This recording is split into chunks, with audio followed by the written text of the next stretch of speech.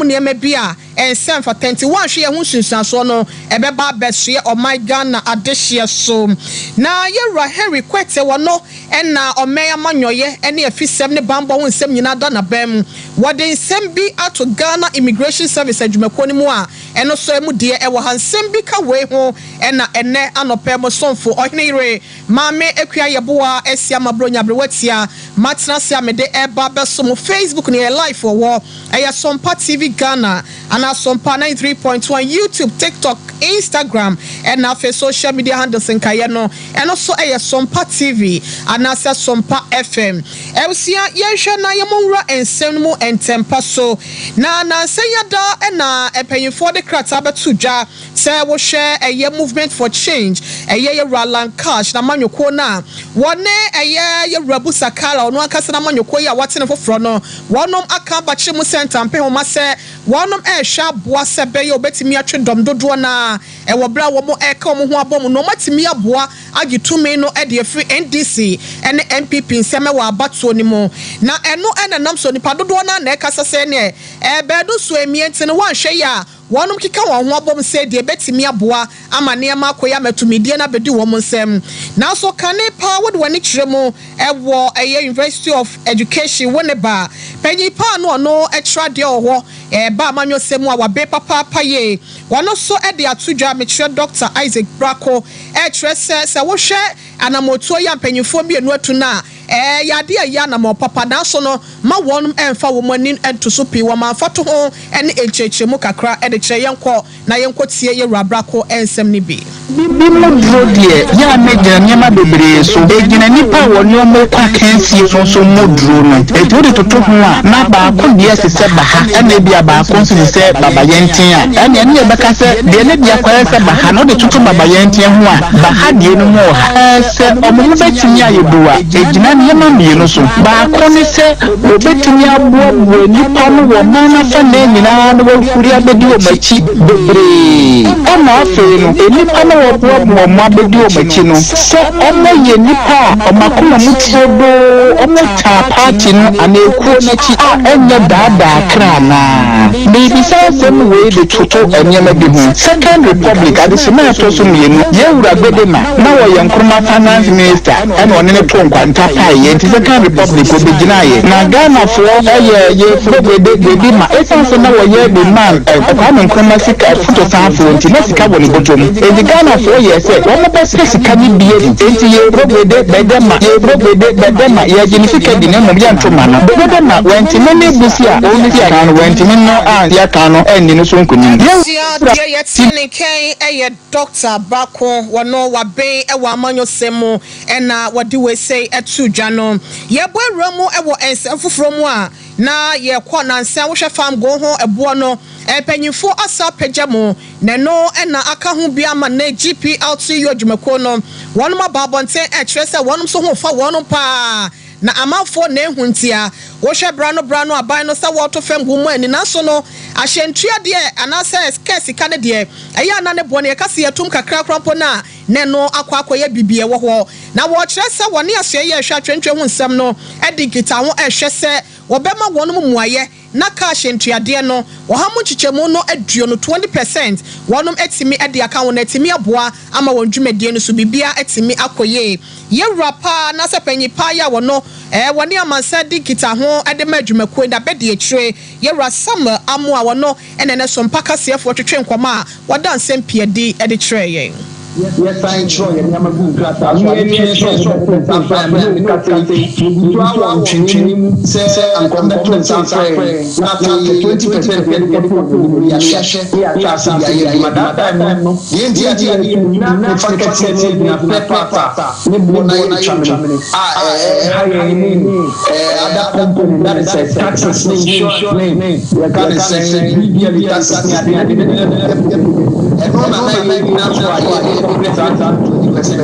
But that time, the man can put price in the man can control Sasa. And now that is the full price so a president what I have to and I have to do. But I buy a crack every and answer I buy to pray say you want see a total package you have they are giving me a of this maybe I don't I buy any sounds also. Said the Anima comedy, a chance is 20% Mama Bonti. I share let's say something. Say, full price and so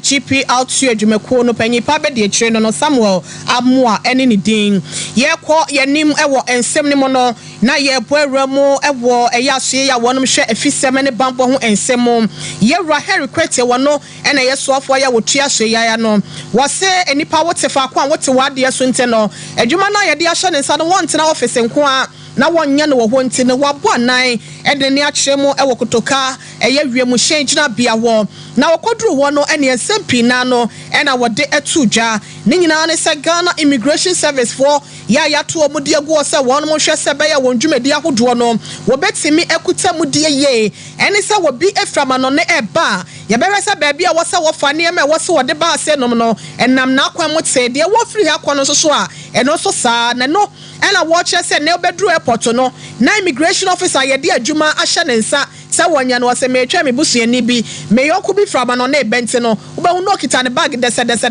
wo se na adwuma pa ban no anaso man ne de ahye ne nsa ne de na wajai e de ato no ena wo de kokobo ama wonom se tinton tan won pesa sa de no ebesi biem na se bisi sa de a nye obi ena bi a wo ka wo bibi na mom wa na bi a wo pesa wadwuma bo wo eno nti ena wutu sa anamon ye Rahel requete nesem enie kind of practice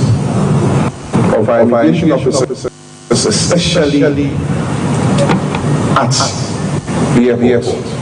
Men and women wearing uniforms only to go and see their friends at the airport. They pull their bags right from the car, walk them through checking, walk them through immigration, and even security points all the way. When you disembark, you see them right up, waiting for their friends. They take their bags. I have told the CJ, so send a message to them. That has to stop with immediate effects. And I mean immediate effects. We'll send plain clothes over there. If an immigration officer is found around the arrival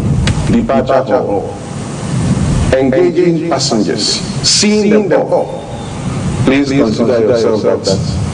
you'll be at home for a long time. It's become a practice of our immigration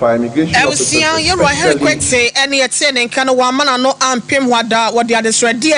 eto so ekọ my immigration officers isa da Roma bra na wono ma gin to tie wie ye na wo muso akofra mu so onwema mu esuan ye se wie mu o esum o esutom o mbehwe na wonom ede won dwuma se de ese na efata nemom womo enhwe ema de boni bia mefrafra wonom nwa no won fa sa mu dro na se mudie no enkita mu no wonya dwumaden emfa mu asebe ya enema nyina betimi akonkan na pepepe ye nso atimi ada ho ewo wonom adwumadie mu.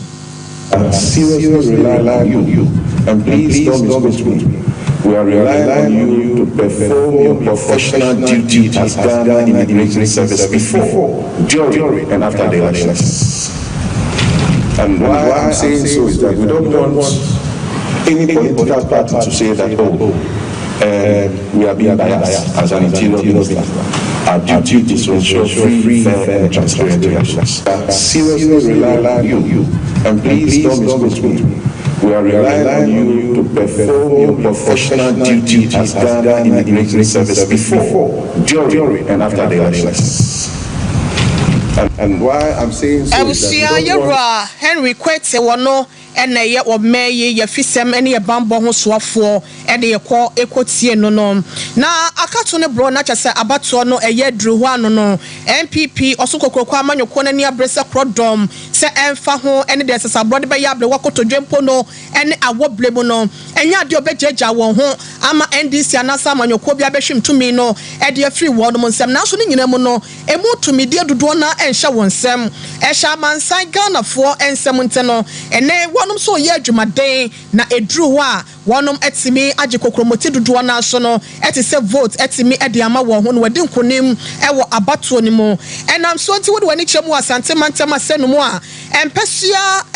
aduanan so ye no ewo ha senum no wonom se wo munya ba kokora wom we 47 100% straight up na yes omu ko omani ma omu gini nyina ankonwa no ede ama MPP amanyuko no eno enam so nti na busua sa wode wani kyeremu ewo eye asante mantem asenum emiabia ahodo bi a wonom ahye apa eye campaign team fo ho entoma ne nyina ne se wonom be bonto na ensempa ye fa MPP ho no wonom abone dawro e de achairman se to wonom asomo a abato ne duru ho a watimi akoto e de ama wonom afo no south west afo no south east ene afo no north eho ena se adwumade we say ekoye enam so titrani e de mamanyoko na sante mantama se nom chama Bernard untumi anchibo si akono no wono ekodru dwumade na sensempi na no ena woda na di e de treye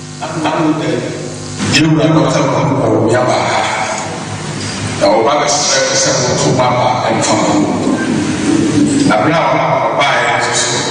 hey, don't have the man. Now, I'm to be here. But also, so is the campaign now, you said, I know the campaign chair, you are the country. The campaign team manager, Europe Marias, or now, Mrs. Susan, the number one independent. Now, Mrs. Susan, as campaign team manager, our Sansevic. Or Sheffield, the group as and many my dean, I was said. I was said, this was so the campaign, no day one. Mr. My 6 meses now. I campaign I never getting it's I don't see an so Elsia chama wuntu me asante mantama se MPP amanyoko ni titeni ene ekokotie no no na eno echiafo no south west wode wani chemu abato mpesa no so a titreni enso edema amanyoko no ewo empotemo yewra kofie champon wono so ese kakra ede to azu sei the chairman can examine the chairman you can as a can prepare so influential so we can or can some food so any party me probably I know but influential TV the na so chance we are going so you people means to do what you can so them visa but they are going to have you have no how to say so when you have the mind, this is a problem. We must see mind. About 90% of our problem business. I will see and no echi and on Monya for Evis da power no and now way in is a one shana 1 year Jumadensa Bayan PP. Mashebe jam akonya ye no ewa for no southwest about to besia so no will bet me aje ede atina so when Monya for in so etonenum to kakra ede tre amansen yina say. John for time. As a time from opposite a name to MPP advice in the year Capano to find us. It is a campaign over 24 years until say, I did by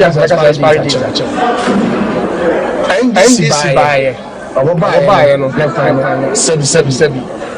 pressure biama what kakra team ti abe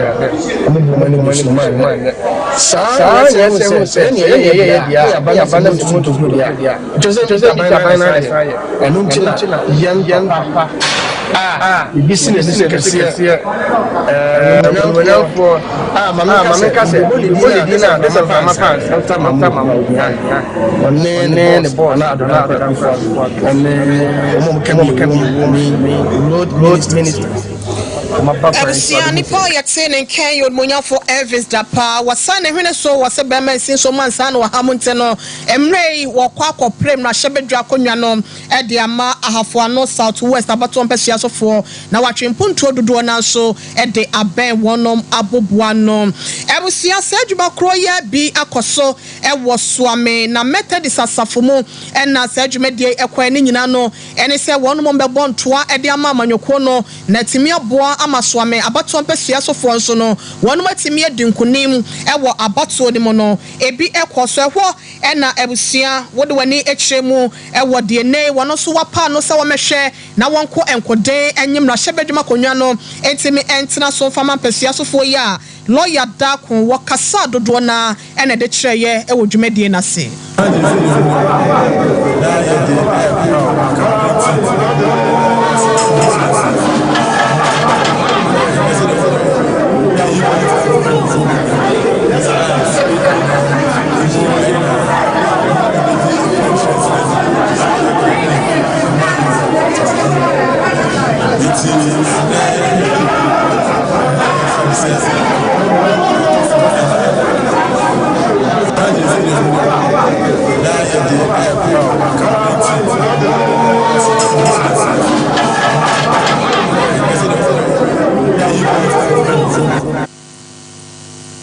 Ebusia na chese yewra lawyer Dakun abato mpesa so ya friend Swami wono ena chese wo preso betimi akwakogyinemu e wom na hyebedwam e de ama wonom na no si yape ena eye wo bia wono so bobo adoma no e de ma Swami abato mpesa so for MPP amanyoko ni dimo yewra Yusuf Hamid wono so e kan kakra bi e de fo aso Regional executive, regional ministers,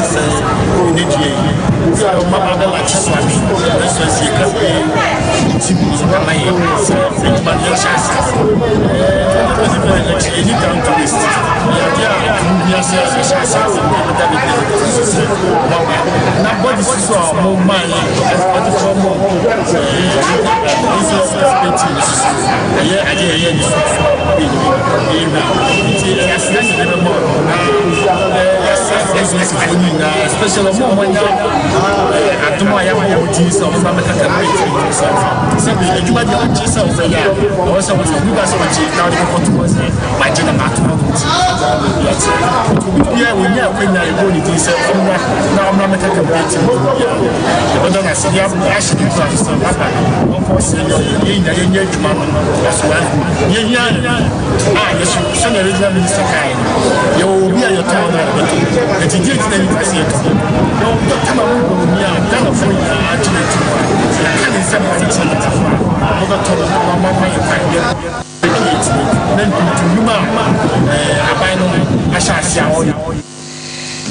Ebusia Yemfri Swami Semnem na yenko wiemu e ware ho sem na de ani kyeremu e wo NDC amanyoko no ne faye no e wo Asante Mampon abato empesia so ho na rehosem a esi nyina ne se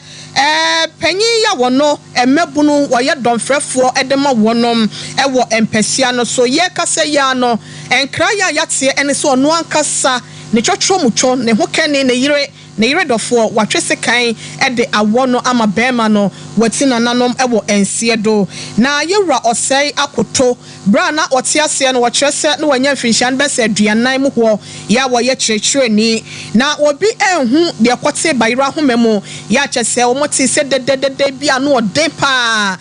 koso wone na yire no entem na no na wonom anti jame anase somo eno ane se bemen yehu ya ane se ne ho atwetwa basa moja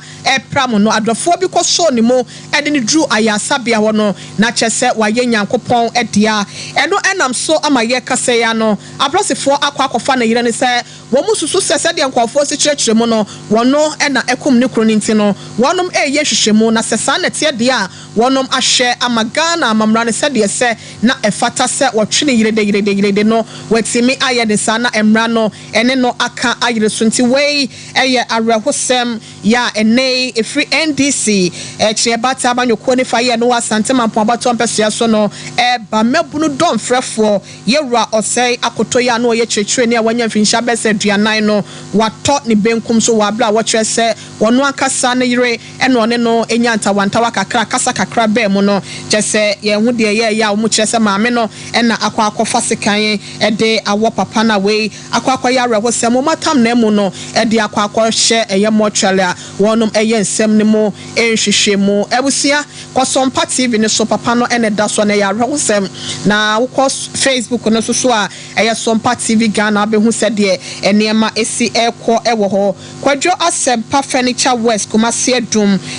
wo hwɛ dwumedie live ye da se papa obo ase Kofi Boachen so ese MPP fo matokoko bomene ene nam 2000 ene chenti no said agalamsefo etwa eye Ghana koko gu sen ena empanyimfo ehwe ese niema na busia ye fa sedama ye rakwaku asante ye boa Benedict wa esamfo panyi news kriya omo Sompa 93.1 kase dem Kumase afa Sompa 98.9 sunyane kase dem ena Sompa 90.7 nkranza kase dem nyina ye da omo so nyina ka ho bi ena ye ka bo mo ye de no nsiabrem kase bo no ebe so mo ma PK wono e de chinchin fidie ne from adema me Kelvin ena afa Azukan so ena hwe ya wo mo so wutimi ete yenka ema eye social media handles no so no wo share live e wo ho e ko be jase sempremo bema wono enso na Sompa TV ne so hwe ya wo de ye etwa efa wabusia medi de ohenere maame akua yeboa esia mabronya betimi afra mabrewatia me sore so enne eye memenda nana ya boa malibia boga Ghana fapim dwumedie no wo de betoa so nana kwakwata Nana Boaten oye adwuma wo Tech 102.9 FM no ana ye wawoda dofo pa akoso eje wakode ne ho kani prekopenel erade nshraw oso odo papa pa nyame entene nim kyerɛw no ma de wo ye nyina so enye nshra na enye enkoso onno munye kya ahoden ene apomuden wo akoso eje wa so odo papa pa yenti menka sancho oda asenso busua yakra mu nyina